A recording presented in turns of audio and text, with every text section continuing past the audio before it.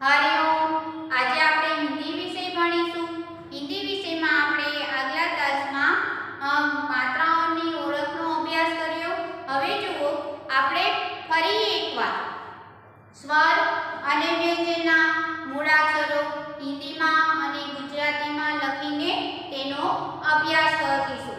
તો તમારી જે નોટબુક છે, તમે જે હિન્દીની નોટબુક બનાવેલી હોય ત્યાં આ રીતે ભાગ 2 લખજો અને પછી જેમ બોર્ડમાં લખું ને તેમ તમારે તમારી નોટબુકમાં લખવાનું છે. તો લખો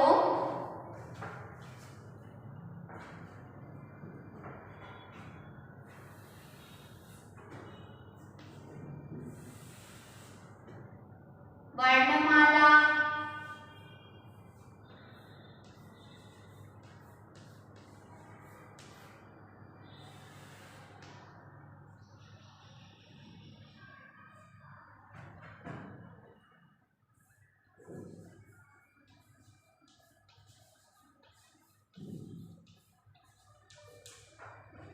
કૌંસમાં લખજો મૂળાક્ષર. બરાબર. હવે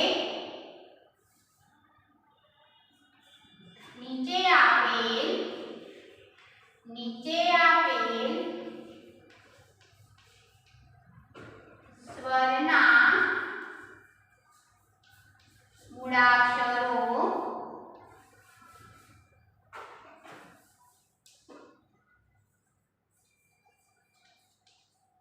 હિન્દીમાં અને ગુજરાતીમાં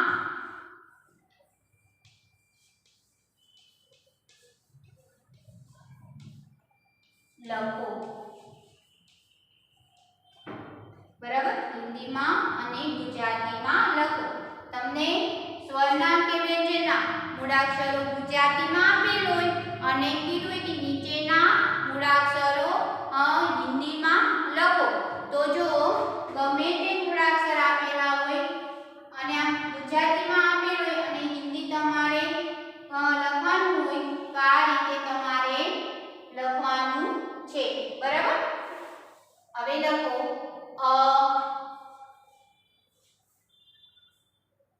હવે તો ડબલ લીટીની નોટબુકમાં તમને લખતા આવડતું જ હશે. એટલે આ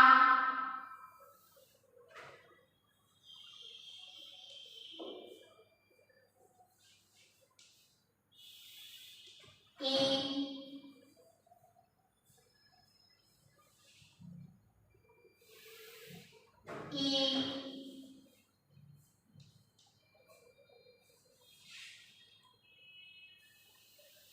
ઉ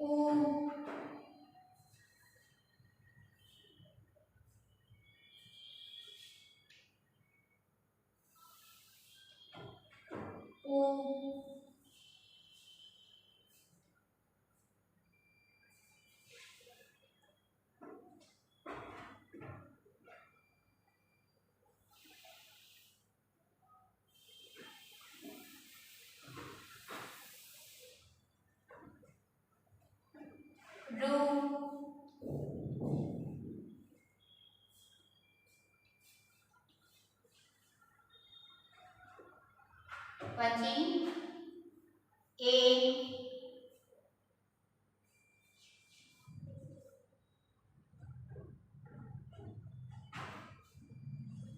આઈ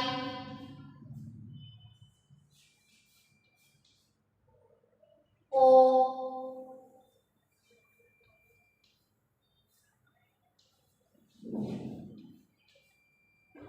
ઔ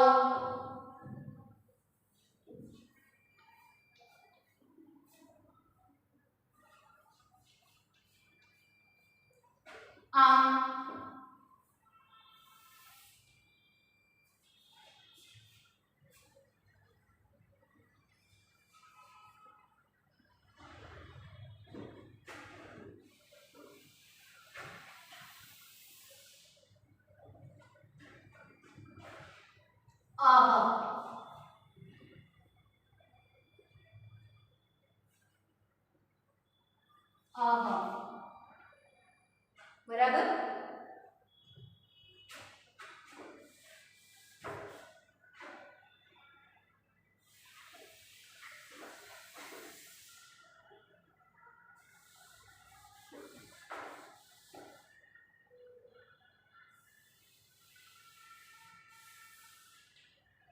ફરી એકવાર આપણે મહાવરો કરીએ.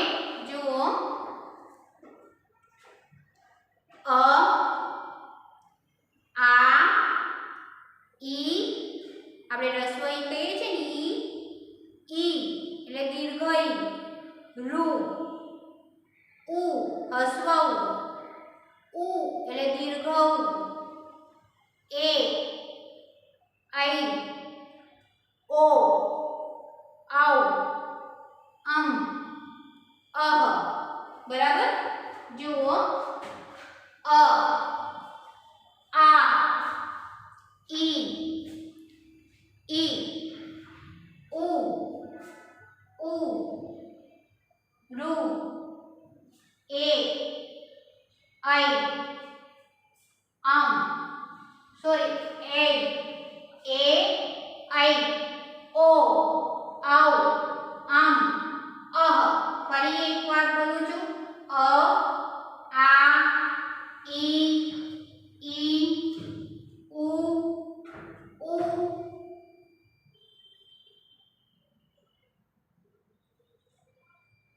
રૂ, એ, આઈ, ઓ, આઉ, અને અહ. આ મૂળાક્ષરો સ્વરના છે. બરાબર. આ સ્વરના મૂળાક્ષરો છે. હવે વ્યંજનના મૂળાક્ષરોનો અભ્યાસ કરીશું.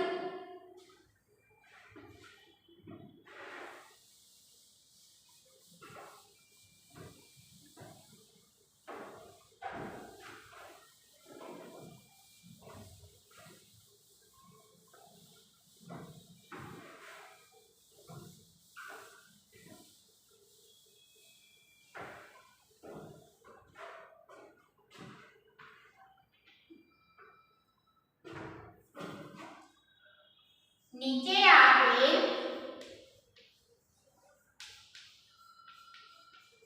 વ્યંજનના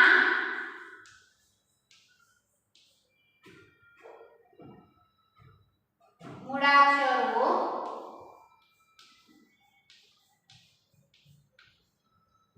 હિન્દીમાં અને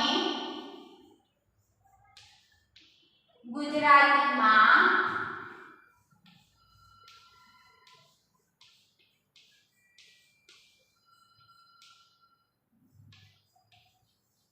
લખો.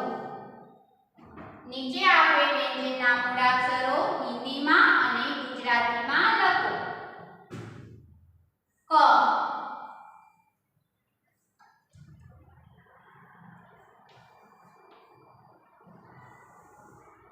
ખ,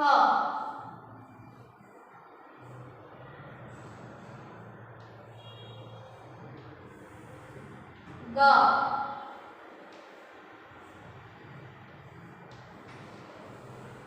ગ,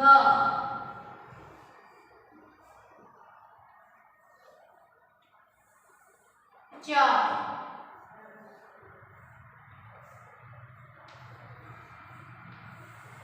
છ.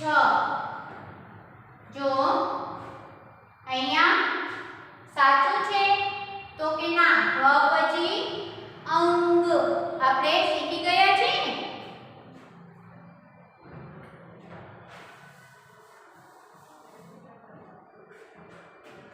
આપણે મૂળાક્ષરોમાં શીખી ગયા ને કે ગ પછી જે મૂળાક્ષર આવે છે તેને શું કહેવાય છે?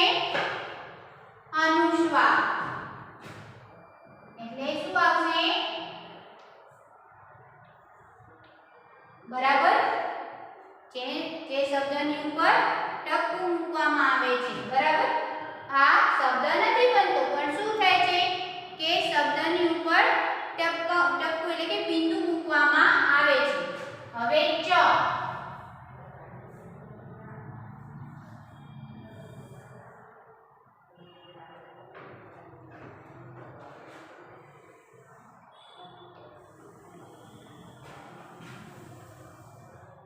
પછી ચ પછી છ,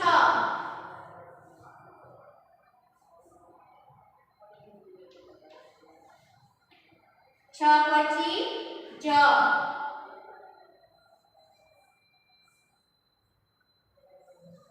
જ પછી ઝ. હવે ઝ પછી ટ આવશે તો કે ના, અર્ધ અનુસ્વાર આવશે. કયો આવશે? અર્ધ અનુસ્વાર, એટલે કે અર્ધો અનુસ્વાર. બરાબર.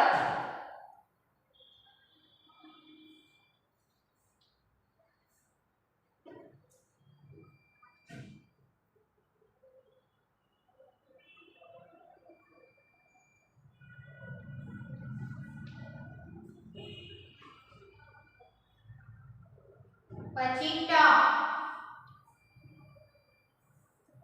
ઠ,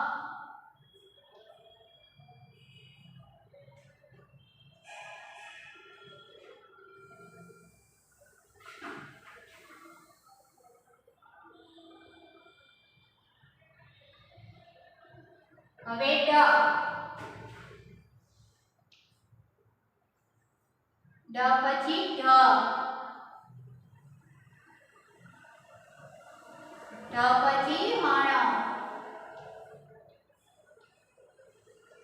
હણ પછી ત, ત પછી થ, થ પછી દ,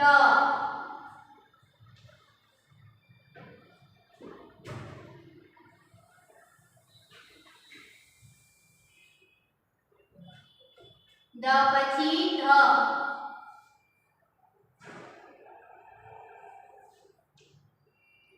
ધ પછી ન,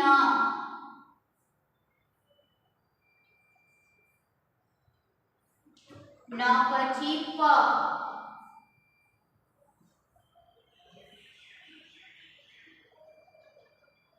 પ પછી ફ,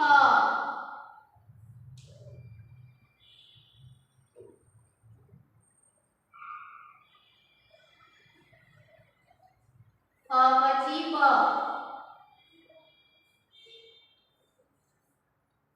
બ પછી વ,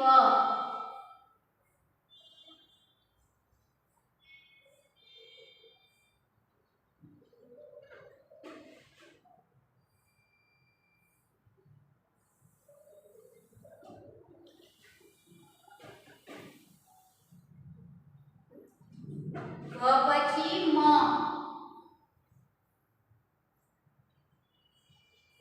મ પછી ય, ય પછી ર, ર પછી લ,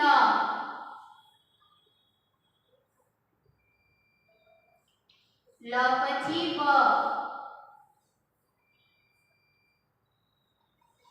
વ પછી કયો અક્ષર આવે? મૂળાક્ષર સ.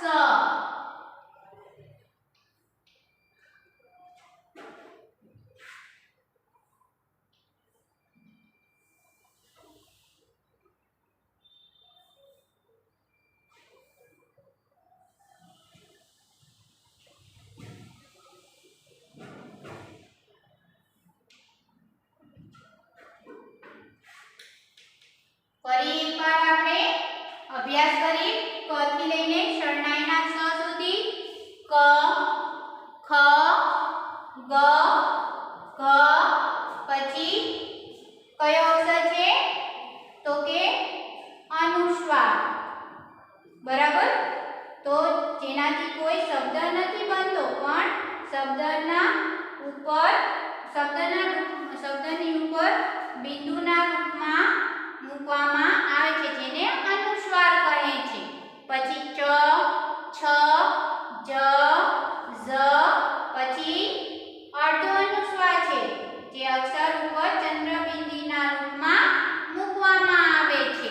પછી ટ, ઠ, ડ, ઢ, હણ, ત, થ, દ, ધ, ન, પ, ફ, બ, ભ, મ, ય, ર, લ, વ અને શરણાઈનો સ. હવે શરણાઈના સ પછી ષટ્કોણનો સ.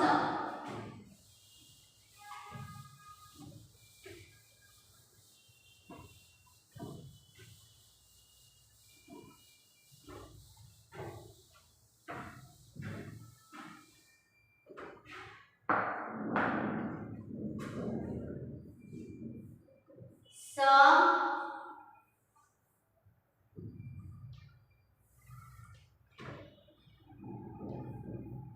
સ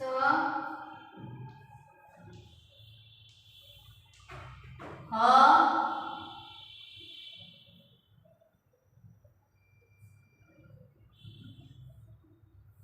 પછી અડ નહીં, પછી ક્ષત્રિયનો ક્ષ,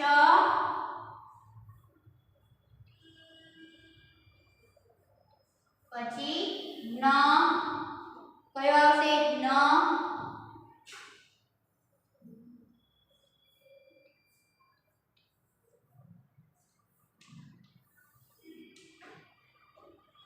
પછી ત્ર,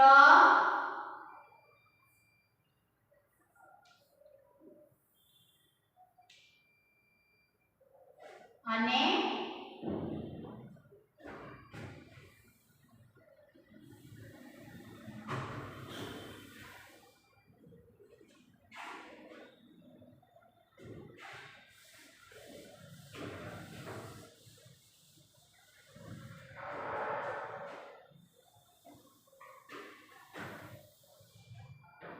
શ્ર, શ્રવણનો શ્ર. બરાબર. શરણાઈના શ સુધી આપણે અભ્યાસ કર્યો. પછી આગળ છે શ, ષટ્કોણનો શ, પછી સ, હ, ક્ષ, જ્ઞ, ત્ર અને શ્ર. કયો છે ષટ્કોણનો સ, સ, હ, ક્ષ, ક્ષત્રિયનો ક્ષ, પછી જ્ઞ, ત્ર અને શ્ર. જુઓ ક, ખ, ગ, ઘ, પછી અનુસ્વાર જેનાથી આ જે અક્ષર છે, મૂળાક્ષર છે, તેનાથી કોઈ શબ્દ નથી બનતો, પણ શબ્દની ઉપર બિંદુના રૂપમાં મૂકવામાં આવે છે, જેને અનુસ્વાર કહે છે. પછી ચ, છ, જ, ઝ, પછી આ જે અક્ષર છે તેનાથી પણ કોઈ શબ્દ નથી બનતો, પણ તેને ચંદ્રબિંદુના રૂપમાં, શબ્દમાં શું ચંદ્રબિંદુના રૂપમાં મૂકવામાં આવે છે. ટ, ઠ, ડ, ઢ, અણ. અણથી પણ કોઈ શબ્દ નથી બનતો, પણ શબ્દમાં અંતમાં કા વચ્ચે તેને મૂકવામાં આવે છે. બરાબર, તેનો ઉપયોગ થાય છે. ત, થ, દ, ધ, ન, પ, ફ, બ, ભ, મ, ય, ર, લ, વ, સ, સ, સ, હ, ક્ષ, જ્ઞ, ત્ર અને શ્ર. બરાબર. તો આપણે વર્ણમાલા એટલે કે મૂળાક્ષરોનો અભ્યાસ તો કર્યો. હવે છે સચિત્ર વર્ણમાલા. બરાબર, સચિત્ર વર્ણમાલા એટલે કે સચિત્ર મૂળાક્ષરો. તેમાં ચિત્ર આપેલ હશે, જેમ કે આપણે ક સે કબૂતર, ક સે કબૂતર એટલે કે કબૂતરનો ક આપણે બોલીએ છીએ ને, તેમ અહીંયા ચિત્ર આપેલ છે. ક સે કબૂતર, કબૂતર એટલે કબૂતર. તો આપણે સચિત્ર મૂળાક્ષરો છે તેનો આપણે અભ્યાસ કરીશું. તો તમારે તમારી નોટબુકમાં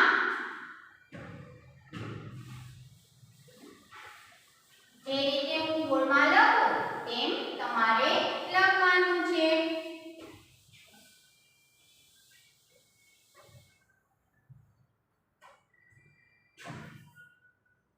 સચિત્ર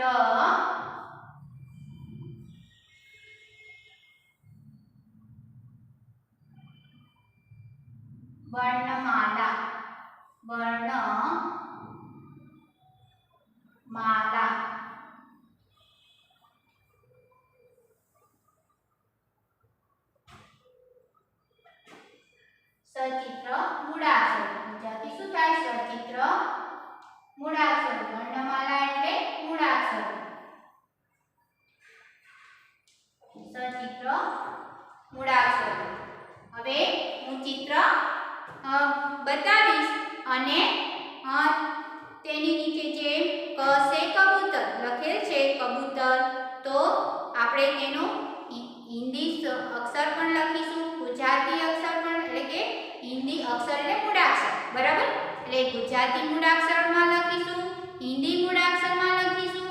હવે ક છે કબૂતર, અહીંયા કબૂતરનું ચિત્ર છે એટલે ક લખીશું.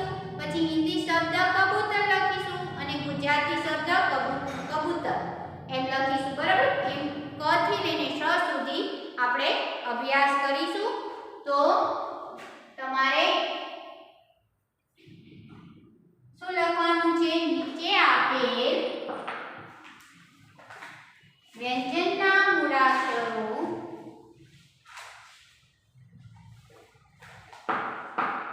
નીચે આપેલ વ્યંજનના મૂળાક્ષરો ગુજરાતીમાં મૂળાક્ષરોના હિન્દી શબ્દો અને ગુજરાતી શબ્દો લખો. બરાબર? નીચે આપેલ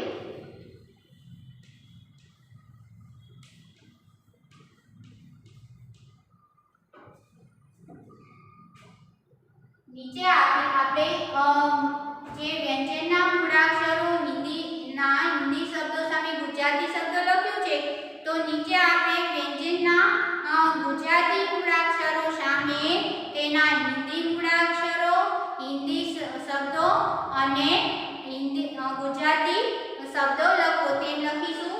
નીચે આપેલ વ્યંજનના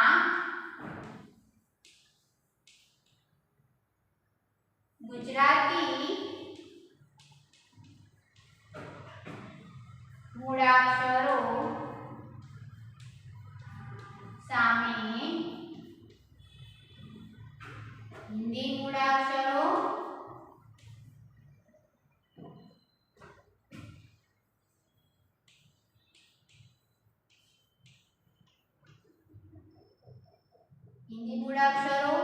ના હિન્દી શબ્દો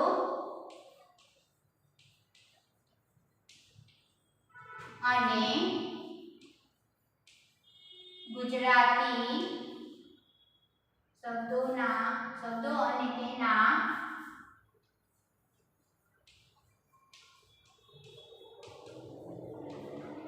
ગુજરાતી શબ્દો લખો. નીચે આપેલ વ્યંજનના ગુજરાતી મૂળાક્ષરો સામે હિન્દી મૂળાક્ષરોના હિન્દી શબ્દો અને તેના ગુજરાતી શબ્દો લખો. બરાબર? તો અહીંયા ગુજરાતી મૂળાક્ષરો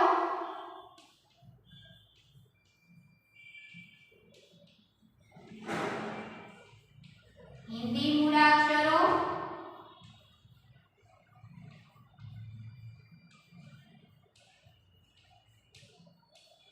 હિન્દી શબ્દ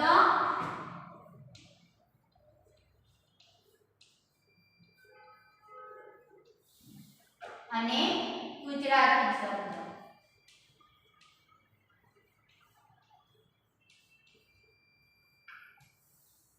આ રીતે 4 વિભાગ કરજો.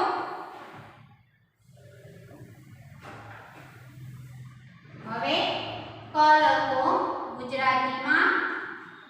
બરાબર? હિન્દી મૂળાક્ષરમાં ક લખો. હવે જો ક છે કયું ચિત્ર છે? કબૂતર. એટલે આપણે હિન્દી શબ્દ લખશું કબૂતર. કબૂતર. કબૂતર એટલે કબૂતર. બરાબર? હવે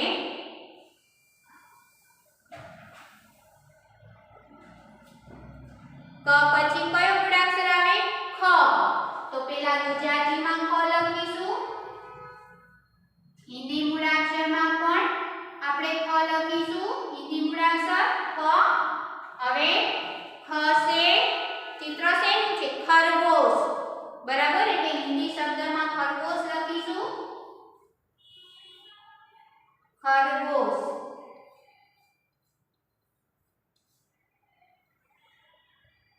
ખરગોશ એટલે શું થાય? બરાબર? ખરગોશનું ગુજરાતી અર્થ શું થાય? તો કે સસલું.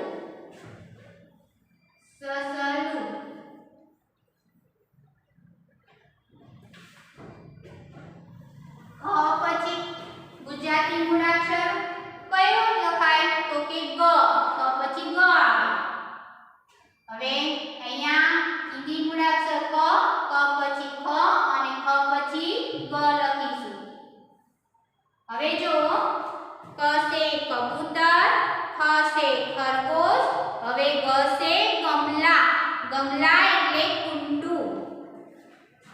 પહેલા હિન્દી શબ્દ લખીશું ગમલા. ગમલા એટલે કુંડું.